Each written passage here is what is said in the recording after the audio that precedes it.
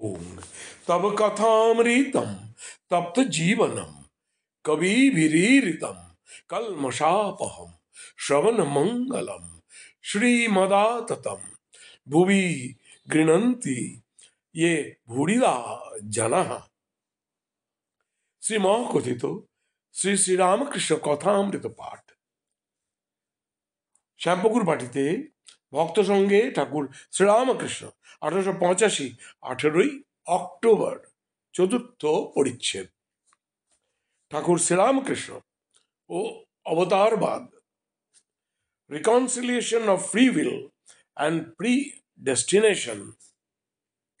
Doctor বলছেন, ঈশ্বর আমাদের সৃষ্টি করেছেন আর আমাদের সকলের আত্মা অর্থাৎ সোল অনন্ত উন্নতি করবে।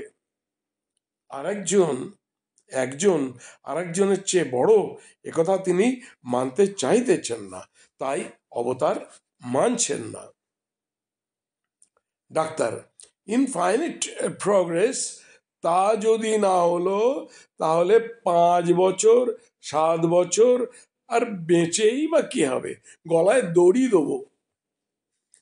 অবতার আবার কি? যে মানুষ আগে মতে তার প্রধানত হব? হ্যাঁ, তবে রিফ্লেকশন অফ গডস লাইট, ঈশ্বরের জ্যোতি মানুষে প্রকাশ হয়ে থাকে, তা মানি। গিরিশ সহাস্যে, আপনি গডস লাইট দেখেননি, কিন্তু দেখেননি। ডাক্তার উত্তর দিবার পূর্বে একটু ইতস্তত করিতেছেন। কাছে একজন বন্ধু বসিয়াছিলেন, আস্তে আস্তে কি বলিলেন, ডাক্তার আপনিও তো প্রতিবিম্ব বই কিছু দেখেননি।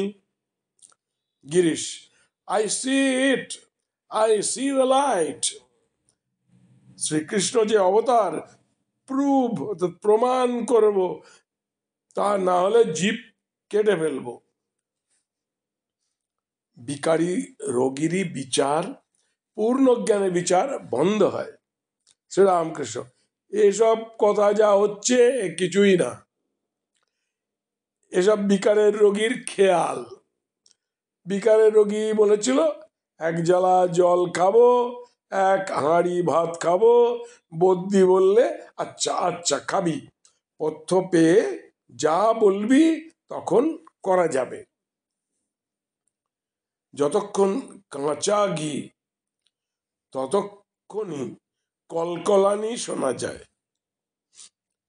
পাকা হলে আর শব্দ হয় না, শব্দ থাকে না। যার যেমন মন ঈশ্বরকে সেই রূপ দেখে। আমি দেখেছি বড় মানুষের বাড়ির ছবি, কুইনের ছবি এইসব আছে, আবার ভক্তের বাড়ি ঠাকুরদের ছবি। লক্ষণ বলেছিলেন, রাম যিনি স্বয়ং বশিষ্ঠদেব, তাঁর আবার পুত্র শোক। রাম বললেন, ভাই যার জ্ঞান আছে তার অজ্ঞানও আছে, যার আলোবোধ আছে তার অন্ধকার বোধও আছে, তাই জ্ঞান অজ্ঞানের পার হও। ঈশ্বরকে বিশেষ রূপে জানলে সেই অবস্থা হয়, এরই নাম বিজ্ঞান। পায়ে কাঁটা ফুটলে আরেকটি কাঁটা জোগাড় করে আনতে হয়, এনে সেই কাঁটাটি তুলতে হয়, তোলার পর 2টি কাঁটাই ফেলে দেয়। জ্ঞান কাঁটা দিয়ে অজ্ঞান কাঁটা তুলে জ্ঞান অজ্ঞান 2 কাঁটাই ফেলে দিতে হয়। পূর্ণ জ্ঞানের লক্ষণ আছে, বিচার বন্ধ হয়ে যায়। যা বললুম কাঁচা থাকলেই ঘিয়ের কলকলানি। ডাক্তার, পূর্ণ জ্ঞান থাকে কই? সব ঈশ্বর। তবে তুমি পরমহংসগিরি করছো কেন? আর এরাই বা এসে তোমায় সেবা করছে কেন? চুপ করে থাকো না কেন? শ্রীরামকৃষ্ণ সহাস্যে, এই জল স্থির থাকলেও জল, হেললে দুললেও জল, তরঙ্গ হলেও জল। Voice of god or conscience, mouth Narayan. আরেকটি কথা, মাহুত নারায়ণের কথাই বা না শুনি কেন? শিষ্য গুরুকে বলে দিচ্ছিলেন সব নারায়ণ। পাগলা হাতি আসছিল, গুরু শিষ্য গুরু বাক্য বিশ্বাস করে সেখান থেকে সরে নাই, হাতিও নারায়ণ। মাহুত কিন্তু চেঁচিয়ে বলেছিল সব সরে যাও, সব সরে যাও। শিষ্যটি সরে নাই। হাতি তাকে আছাড় দিয়ে চলে গেল। প্রাণ যায় যায়, মুখে জল দিতে দিতে জ্ঞান হয়েছিল। যখন জিজ্ঞাসা করলে কেন তুমি সরে যাও নাই কেন, সে বললে কেন, গুরুদেব যে বলেছিলেন সব নারায়ণ। গুরু বললেন বাবা, মাহুত নারায়ণের কথা তবে শোনো নাই কেন? তিনি শুদ্ধ মন শুদ্ধ বুদ্ধি হয়ে ভিতরে আছেন। আমি যন্ত্র, তিনি যন্ত্রী। আমি ঘর, তিনি ঘরণী। তিনি মাহুত নারায়ণ। ডাক্তার, আর একটা বলি, তবে কেন বলো এটা সরিয়ে দাও।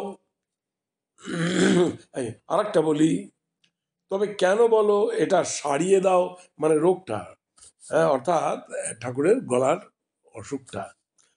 তাই জন্য ডাক্তার আবার বলছেন, ডাক্তার তো আস্তে আস্তে প্রস্ফুটিত হচ্ছেন।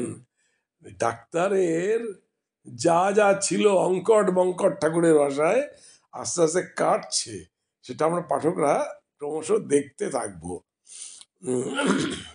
এরই মাধ্যমে তা কিন্তু কেটে যাবে ঠাকুরের দিব্য স্পর্শে। কিরকম? ডাক্তার, আর একটা বলি, তবে কেন বলো এটা সারিয়ে দাও।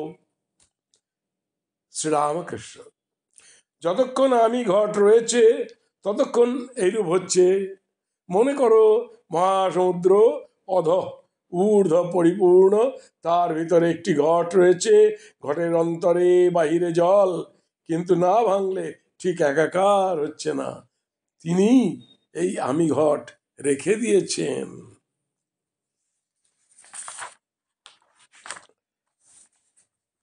আজ চতুর্থ পরিচ্ছেদের এই পর্যন্ত পাঠ করলাম। এর পরের দিন অর্থাৎ আগামীকাল বাকি অংশ পাঠ করব।